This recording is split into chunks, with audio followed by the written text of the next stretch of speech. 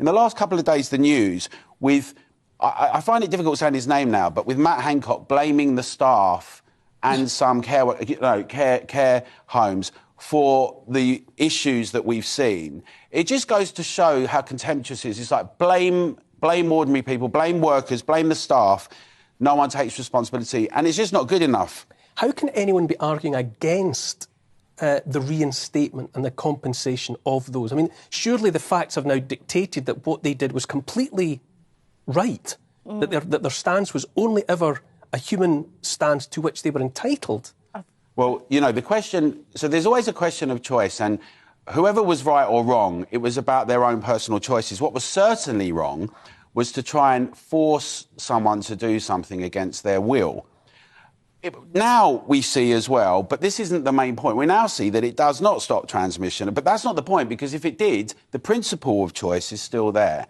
And what had happened was, this was a year down the line, right? You know, this was some time down the road that this had all happened to people. So the key question is, you know, about the reinstatement compensation, people will say various things, they'll make objections. But the point is this. Our goal is to get out wider and to more of the public, to have these conversations with them like we want to about lockdowns. It's astonishing that when we're talking about the cost of living, cost of lockdown crisis, which has other things that have led up to it as well. We've had a sluggish economy for 3 decades, if we're honest.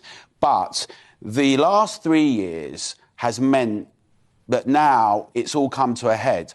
And the impacts of that, and a lot of people are not associating that, and people are getting let off the hook.